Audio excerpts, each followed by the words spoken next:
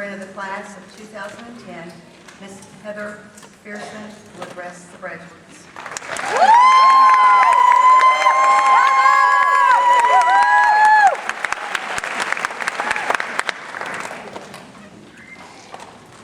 Can everyone hear me? Well, I feel kind of bad now because now that Corrigan talked about people making fun of other people, I was going to do that in my speech. I'm Heather McPherson, and since my grades were the highest, that means I'm the best one to give a speech about the sentimental journey through high school. Here's my best. I can't believe this day is finally here. We've anxiously awaited this since we arrived for our first day of high school. Most of us felt like this day would never come. And now that it has, most of us can't even fathom it. Here we all are, gathered for possibly the greatest day of our lives. Adri's 18th birthday.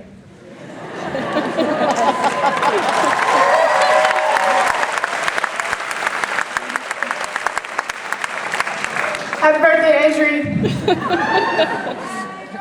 You look so grown up, 4'8" in your heels.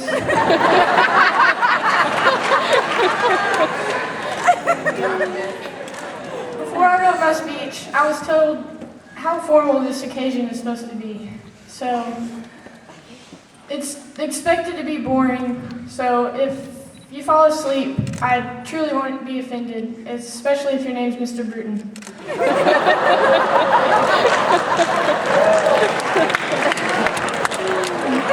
In all seriousness, Mr. Bruton is one of the many great teachers who has made me who I am today.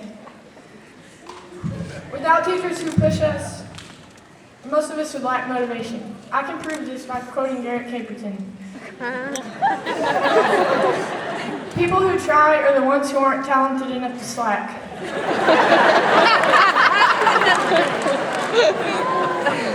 That's the attitude we would all have if teachers weren't sometimes a little bit tough on us. Without them, we might not be tough enough on ourselves. Without teachers who care, I would not be standing here at this very moment being cliche. Our 43rd President of these United States, George W. Bush, once said, "Rarely is the question asked, is our children learning?"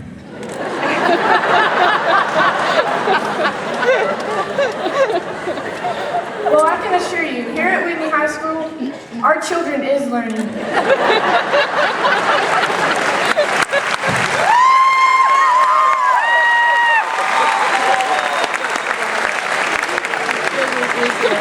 Our children is the future. The graduating class of 2010 is strong because we realize our potential to become something greater than we are now. A quote I have always appreciated states, "There is more in us than we know. If we can be made to see it, perhaps one day we will never settle for less." I'm not sure who said that, but I think it was Fergie. Class of 2010, if you can realize your potential, one day maybe you could be like Fergie too. Especially you, Jacob. Needing inspiration for my speech, I spent a whole weekend watching Lifetime Movie Network. Unfortunately, all it did was convince me that my husband was cheating on me.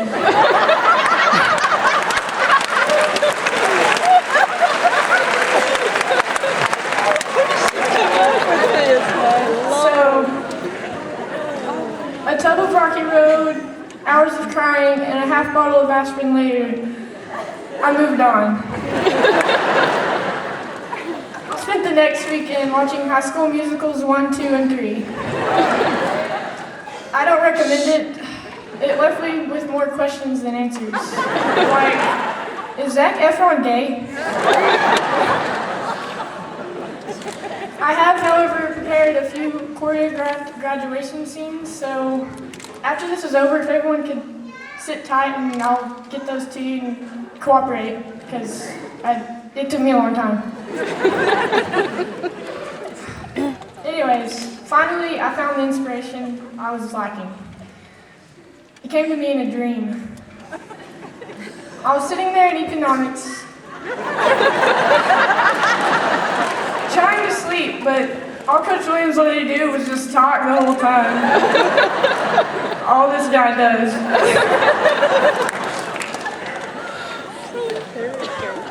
Okay, but I had a dream. I had a dream that, this is going to sound kind of crazy, but Spider-Man soaring into economics stole Coach Williams' mustache,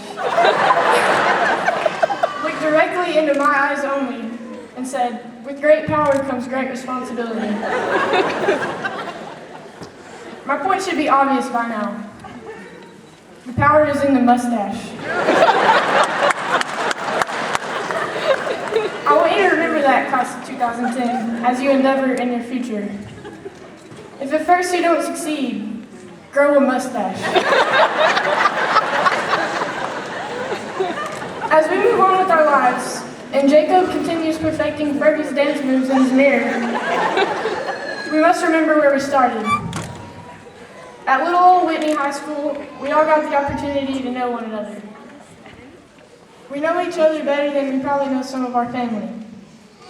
We know each other's dreams, each other's likes, dislikes, the way we get butterflies as we stare intently into each other's light blue eyes. The friendships we've built over the years are something I'll never forget about high school. Each friendship we made opened up a new part of our own soul. I entered high school a timid freshman and left a man.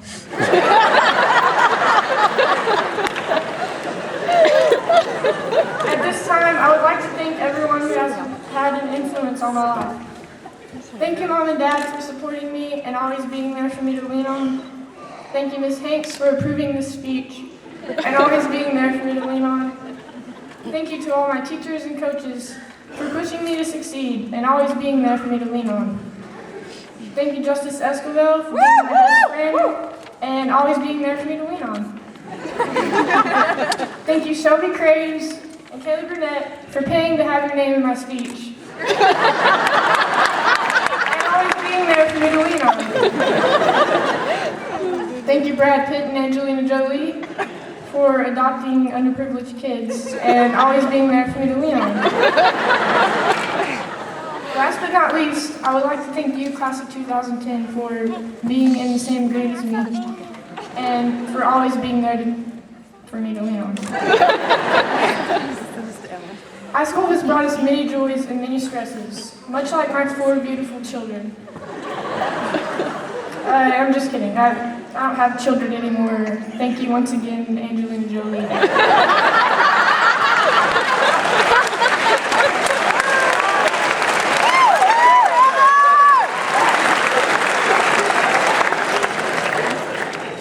Sometimes the stresses of high school were overwhelming, but the joys outweigh the stresses when you consider the relationships we have developed, the memories we have created, and the future we have ahead of us as a result of our hard work and determination. Class of 2010, I want you to know that I have nicknamed you Santa Claus, because I will continue to believe in you no matter what shame it brings to my family, or what the therapist says is okay for an 18-year-old. As I was writing my speech, I was uncertain whether it met the time frame expectations, so I decided to throw in a few quotes that I find motivational. The first, the vitality of thought is an adventure. Ideas won't keep. Something must be done about them. The second, the past is a source of knowledge, and the future is a source of hope. Love of the past implies faith of the future. That was Stephen Ambrose, although some would argue it was Fergie. And my personal favorite, if you ain't first, you're last. Ricky Bobby.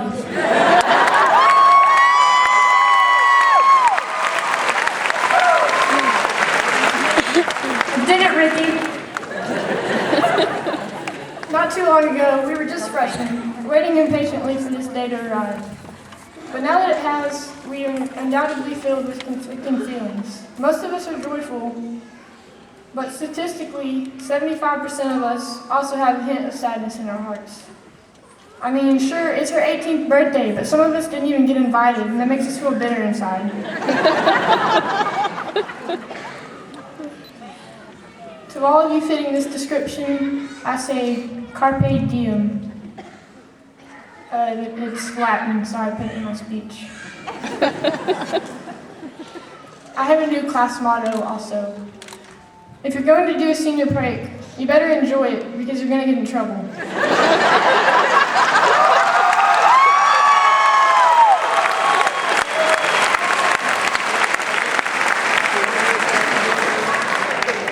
I would like to leave you with a song that has special meaning to me.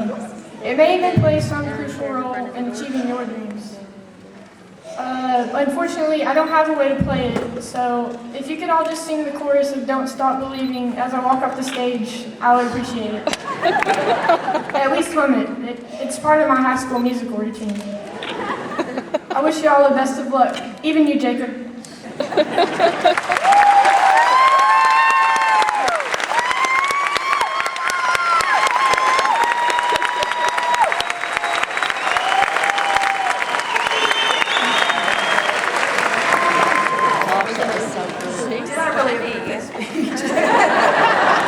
That was great. It's hard to follow.